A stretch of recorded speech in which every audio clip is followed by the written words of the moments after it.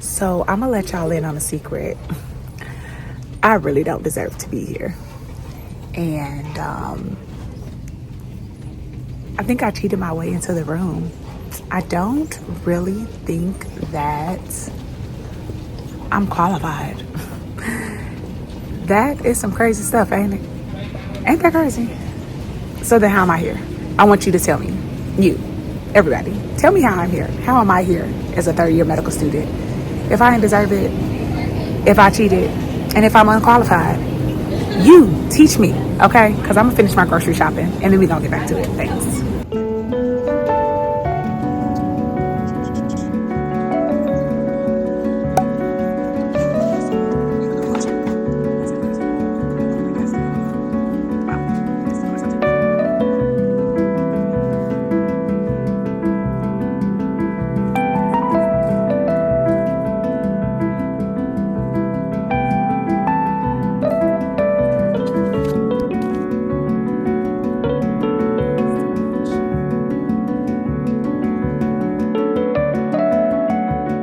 Hey y'all, welcome back to Medicine with Vix. That is me, and I am a qualified third-year medical student at the University of Illinois College of Medicine. And I come to you weekly with videos about my pre-med med school life and a little bit of everything in between. Recently on my Instagram, more people have been following my page who are not familiar with my story, not familiar with my journey. And when I shared one particular reel saying that you don't need a 4.0 to get into medical school, because I got in with 15 C's and a 3.1 GPA, because C's get degrees. And I am indeed about to get my third degree. I was hit with so much.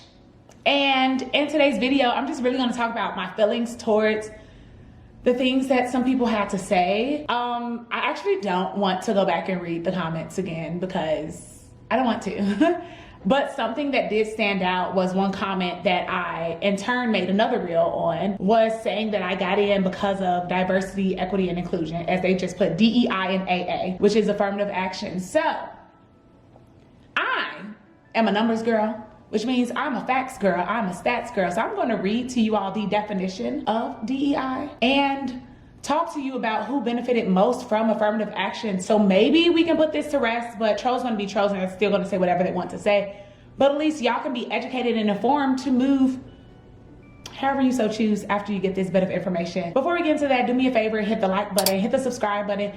Yes, please drop me a comment down below to let me know that you did watch this video, and try to watch it all the way through, because all of that helps me out and helps me to push out more and more content to you on a weekly basis. All right, without further ado, let's get to the meat and let's get to nitty gritty, whatever. Y'all know what I'm trying to say. All right, so let's get into it. I have had this tab open on my computer for, let's say, 3 weeks or so, because I thought it was very important to have this discussion, but it just takes so much out of me, a Black woman, to constantly explain my worth, my ethic, my time, my determination, my dedication, all the things that have gotten me to this place to be reduced down to diversity, equity, and inclusion and affirmative action. So I got honestly upset, but I'm like, whatever. Let's tell the people what they need to know. Let's try to educate them instead of just being so upset with them. Obviously, everyone's not going to get it. People choose to be willfully ignorant, whatever. But I'll take the high road. You know how First Lady Michelle Obama says, when they go low, we go high. I usually go low right with you. But today, I'm not going to go low. I'm gonna hit you with some facts, all right? So what does DEI mean in the workplace, and how can you approach it? The D is diversity, E is equity, and I is inclusion. So diversity means all the ways that people are different, be it gender, gender identity, ethnicity, language, sexual orientation, disabilities, neurodiversity, socioeconomic status, age, religion, location, political preference or political perspective, or veteran status. Yeah, it's a lot of things. It didn't say Black, but all right. Equity stands for fairness and justice in the way that people are treated. This translates as impartiality and equal access when it comes to processes, programs, opportunities, and advancements. Removing inequities means everyone can reach their full potential. Inclusion means that everyone has a sense of belonging in the workplace and that everyone feels like they can participate. Inclusive environments are those in which differences are embraced and supported, and people feel like they can bring their true selves to work. How many different things did I just mention there? And it wasn't even like the same things of what we see on the census, of which we fill out once every 10 years. Speaking of which, wasn't the census supposed to come out like 2020 and then it was a pandemic, and did we ever fill it out? I'm gonna look into that.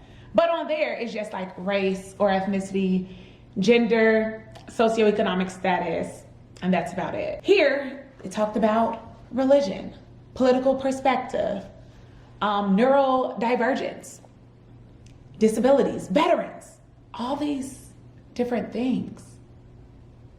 Yet, when someone sees a Black person in any high level in life, whether it be as a CEO, a CFO in a medical school, or a dean of a medical school, or I believe a Black woman was a dean of a medical school on the West Coast, or the East Coast rather, and she had to step down because people, like, I don't understand, didn't think that she was qualified, or let me not step on toes there because I didn't do all the research there, but it's just funny how whenever we are placed in high positions of power or any type of high social status, that we as Black men and women or Black individuals did not earn that spot. Okay. And then affirmative action. Let's see, where do we want to start? The article is quoted from USA Today, and it's titled It is titled, White Women Benefit Most from Affirmative Action, so why do they oppose it? Interesting. This was written June 29th, 2023. People often associate affirmative action with efforts to end discrimination for people of color. But scholars say the greatest beneficiaries of affirmative action policies are white women, from college campuses to the American workplace. White women today are more educated and make up a bigger slice of the workforce as a result of decades of affirmative action policies, scholars say. White women have also made inroads into corporate leadership that people of color and women of color have not. All right. And so what is affirmative action? It refers to efforts to curb discrimination in education, employment, and government contracting. It was first used in 1935 in the Wagner Act, a federal law that gave workers the right to start and join unions. John F. Kennedy was the first president to use the term to mean advancing racial equality. Seems like we heard a little bit about that in DEI as well. And how did white women benefit from affirmative action, you say? Because I don't think this says how do Black women, but okay, I'm just gonna go back to the facts and read. Statistics show that it also has been an equalizer for white women in education and the workplace. Labor Department report in 1995 found that since the 1960s, affirmative action has helped 5 million members of minority groups and 6 million women move up in the workplace. And when we talk about institutions like higher education, we see that women in general are on par with men, but we have severe underrepresentation of Black, Indigenous, and Latinx folks in colleges and universities, and even greater disparities for women of color. Texas A&M sociologist and lawyer Wendy Leo Moore told USA Today, you can make the same analysis when we look at employment. Those are the kinds of things that indicate that on a structural level that white women have benefited. I'm not sure where this narrative came from or where this thought, this ideology came from, that diversity, equity, and inclusion meant that we want to let anyone unqualified in the room, albeit Black, Latinx, Indigenous, white, Asian. I don't think it ever was talking about the unqualified, but we know that this country was built on the backs of slaves, and with that being said, it has been largely homogenous. White men have been ruling everything. And it wasn't until affirmative action came into play where women, meaning white women because they're next in line, had the right or were giving the opportunity to go to school to get an education, which then put them into the workforce. Even with the facts and even with the stats, people ignore that and they revert to all of the Black people, all of the brown people, all of the non-white people who are in medical school. They did not fight for it. They did not earn it. They don't deserve it. And it was a handout. DEI never meant to let the unqualified in the room. It meant to open up the doors to those who are qualified, who don't look like the majority, who are not just white and are male, or who are not just white and are female, that they have different abilities, that they have neurodivergences, they might have a varying political perspective, whatever, because the room should not ever be homogenous. It needs to be made up of the melting pot of, like we love to say that America is, but that we fail to bring into corporate, or we fail to bring it into medicine. We fail to bring it into law. We fail to bring it into so many different areas of the world, but we love to keep saying the underserved. But we know what the underserved look like, or we know what marginalized communities look like. But why can't everything that we have look like the melting pot that is America? I never said that I was a history channel. I never said that I was going to come on here and, spit all these different facts to you. I wanted to truly create this channel to share my journey, to take you through my story of, being a pre-med student, getting into medical school, and then hopefully one day being out of medical school and being a doctor, taking you there with me through residency, and this me being an attending. But it is very hurtful and it is very harmful to say or to spew lies and to spew words of hate, saying that I did not get here. Is as if you're calling me a cheater. It is as if you're telling me that I don't deserve. And I mean, I guess it's not as if that happens, because people have told me that. They told me that I don't deserve to be here. You're telling me that me, a black girl from the south side of Chicago, who graduated number 7 in her high school class with a 4.8 GPA, none of that matters, but it's like, oh, I gotta prove to you that I'm just a qualified black person. None of it matters, because I still went to a top tier institution for undergrad. And I didn't get there because I was legacy. My parents didn't go to Northwestern University. I got there because I applied and I did the work in high school. Did I struggle while I was there? Yeah, I did, but I still graduated. And I graduated in 4 years. Even if I graduated in 5, 6, 7, 8, 9, 10 years, I still graduated. It doesn't matter. And it doesn't matter that I had to do all these post-bac programs, but it's like, let's get to the root of it. Why did I have to do those? Because I didn't have the resources. I didn't have the access. I don't come from a long line of physicians, because it hasn't even been that long since when black people could even go to medical school and become doctors. I don't have the great grandfather as my legacy at Harvard. And that's why I got in, because people love to talk about DEI and affirmative action, thinking that that is how minority individuals get their foot in the door, but they don't talk about the legacy babies, the Nepo babies, the ones who do have that long line. And I'm saying, like, that is a privilege, and I wish I had the same privilege. So I might sound like a hater, maybe I am. But it's because I'm getting unnecessary hate when I had to work to get here. And the people who are legacy, you really don't have to work as hard, because mommy and daddy can just shell out a couple thousand, 100,000, and you're where you are, or off of their name itself. It speaks, it holds a lot of value, and so you get to where you were. And we've seen scandals like that pop up in the media, where parents did pay for their students, pay for their kids to get into an institution. But to literally simply say that I ain't qualified is wild. I don't let it hurt me no more, but when I first created this channel, things like that really did hurt my feelings. I'm a very, very private person. I only have this channel because my mother wanted me to share my journey. I planned on popping up once I graduated saying, yeah, I'm a doctor, and hey y'all, it's been real. So if you're new to my channel, if you're new to me, I'ma just truncate my whole like question and answer, getting to know me video into like 60 seconds. Hello, my name is Vicky.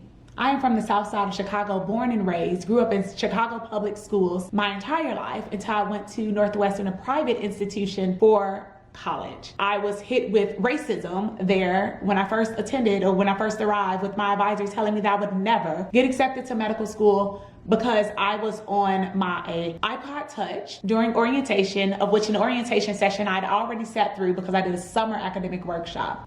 that hurt my feelings, and I went to the Office of Equity and Inclusion to report him because that was unacceptable. From there, I went to Drexel University post-bac evening program, completed their post-bac program there, but I didn't actually complete it because I did not finish my biology course. I got a C- and you need a C to go on. I moved back home, completed biology at UIC that summer, got a B in both courses, and then I worked as a clinical research coordinator before going to Southern Illinois University for their post-bac program. Simultaneously obtained my Master of Public Health. By the time I got there, I believe I had taken the MCAT. That was my 4th time taking the MCAT. I scored a 493. Applied, got 2 interviews, one at Loyola University Strict School of Medicine and Marian University. It's a DO school in Indianapolis, Indiana. Never came off the wait list. Applied to Rosalind Franklin's PMP programs, is like pre-matriculation program. Did well there. The pandemic was another barrier, and so I had to repeat the program the following year. Their MCAT score average or range moved from a 490 to a 495. I sat for the MCAT for my 5th and final time, got a 501. Applied to medical school again, applied to over 20 schools. I gained 3 acceptances: UIC, Rosalind Franklin, and Southern Illinois University. I took the MCAT 5 times. I did 3 post-bac programs. No one let me in before I was ready. No one let me in until I proved myself. No one gave me a handout. No one told me that they were doing me a favor. People actually told me countless times along the way that I probably should think about doing something else. So I prayed and I talked to God and I said, God, if it's for me, give it to me. And if it ain't for me, take it away. Doors were open. Favor ain't fair. God got favorites though. And I'm one of them, and he don't play about me. So the next time, or if you ever feel inclined to think that anyone who's in medical school is unqualified, I would like to tell you that majority of us are qualified. I don't know if people are actually cheating to get in. That ain't my business. But I like to say that all of my colleagues are qualified. We all have unique and different journeys, but we got here. And once we get here, none of that other stuff matters. Because guess what? You went to what school, what before your GPA was this, your MCAT was that, we still at the same place. I'm still looking to my left and I'm still looking to my right. And you right here with me. So, to the others who are out there, the other pre-med students who are out there and you are trying to get in, kick the door down. Push it open, because it's a lot of people who are not rooting for you. It's a lot of people who don't want you to be here. It's a lot of people saying that you don't even deserve to be here. But guess what? You do, and they don't matter. Their opinion, it doesn't matter. So basically, screw them and keep being the boss that you are. Because one thing haters gonna do, they gonna hate. One more thing. I said that it didn't hurt my feelings when that person said that it was DEI and affirmative action as to why I got into medical school. When I went to campus a few days after this happened, I had a doctor literally step to me and was like, I was almost in tears when I saw your post on Instagram. And I was confused because when I tell you, I was impressed. I was just like, what post? She was like, the post when the person, and my friend had to hit me, was like, you remember the post about the DEI and the AA? And I was like, girl, I wasn't even like, I don't even let the haters stress me out anymore. And she was like, but that's still not okay, because we work so hard to get here, and to still be doubted is not okay. In a world where you could be anything, please be kind. Being in medicine is very, very difficult. It's very challenging. And physicians have twice the rate of suicide because of the levels of difficulties that come with it. So if you got something ugly to say, if you got something nasty to say, think twice. And probably keep it to yourself, because you never know how your words can send somebody off and die by suicide. You don't want that on you, okay? Like, seriously, be kind.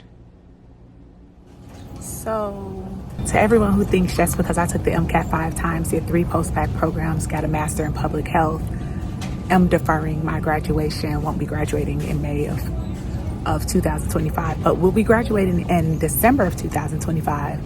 To all those people who think that makes me unqualified, think that I stole a more deserving candidate's seat in the room, to those who think just because I'm black that I'm dumb, that shows and says a lot about your intelligence or lack thereof. And it also shows a lot about your ignorance.